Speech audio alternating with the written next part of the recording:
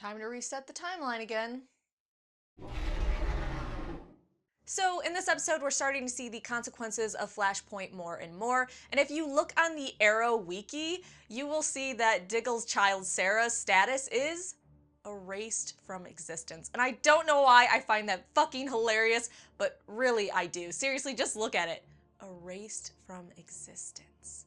God damn it, Barry. I enjoy it anytime we get to see Jay Garrick. He's Barry's dad, even if not biologically, and I love that he had to rip him out of the Speed Force and basically slap him on the hand and go, listen, you little shit, stop fucking around. We're all tired of your shit. Especially me. I just imagine he was sitting there drinking a cup of coffee, watching the Speed Force, saw Barry, and was like, fucking Christ, Barry. His talk of what kind of hero do you want to be, I thought was awesome. That would be a problem for someone with the Flash's ability if they didn't understand the consequences. Hell, the Flash in the comics has done this when he hasn't completely understood the consequences. It would be great if you could change everything how you want it to and constantly erase your mistakes. But unfortunately, you have a responsibility not to be fucking with the space-time continuum and resetting things all the time.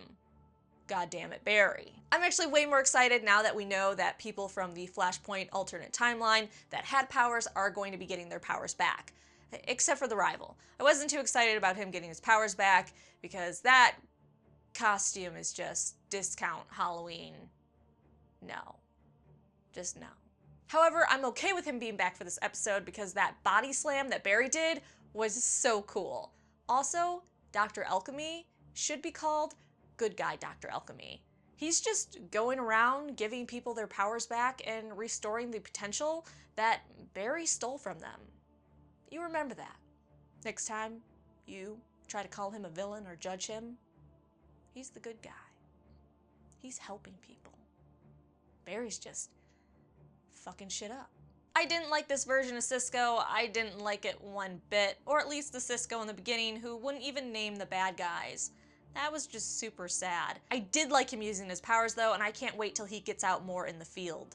I am kind of curious when his abilities are going to kick in and he's going to start to remember the alternate timeline. I was kind of surprised it didn't happen at least once this episode, but maybe it just takes some time and it's going to slowly begin to seep in and he's going to remember that alternate timeline. I loved the "it's a Flashpoint" joke that Barry used, and I kind of hope that Cisco begins to remember the alternate timeline so that those two can eventually make a joke that refers to the alternate timeline, and then when people ask, they can both go, "It's a Flashpoint joke."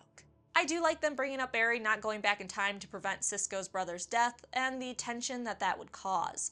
Imagine working on a team with someone that had the ability to reset time and change things in the past. You'd imagine the issue of them wanting you to go back and fix things would eventually become a problem on your team.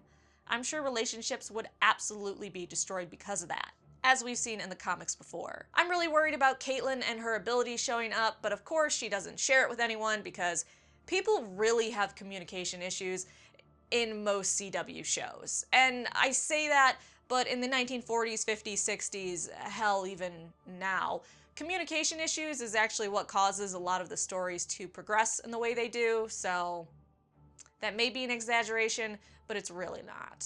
But seriously, Caitlin, just because you're a villain in alternate universes doesn't mean you're gonna be a villain in this one. You're just gonna be a really sexy heat vampire. Also, I know that they didn't want to know about the alternate timeline, but I kind of feel like maybe Barry should tell Wally about being Kid Flash, especially if people are getting their powers back. Maybe he's hoping it won't come to that and they're going to stop it before it does. But maybe you should say something to Wally even though he doesn't want to know. Be like, hey, I know you don't want to know, but this is actually something that's really, really huge and you should probably know about it. Though I'm not sure about others, I would actually want to know about who I was and what I was in an alternate timeline or an alternate universe. I think it would be a lot of fun to know your potential. Or devastating. Either way, I'm down. And kind of a side question, did anyone think that Iris and Joe's problem with each other was going to be a little bit bigger than him just not telling her about her mom? I know that's still a big deal, but I actually thought it was going to be something a little bigger than that, and then when they resolved it, I was like, oh. Huh. Thought that was gonna drive the plot a little bit more.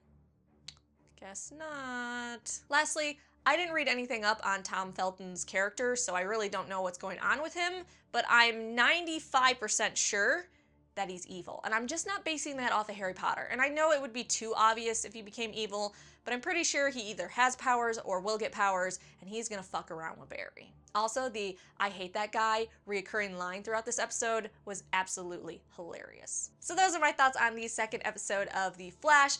I'm really excited going forward for the rest of the season because I want to see more consequences from the Flashpoint, also see people get their powers, and I think this is really good that Caitlin is getting powers in this timeline because I want to see how she handles it, and I think she needs more character growth. But what did you think? What did you like? What did you dislike? And what are you most excited for going forward? So thank you so much for watching. Make sure you like this video, subscribe, and come back for more TV reviews, comics, Star Wars, Game of Thrones, anything sci-fi, fantasy, or scary related.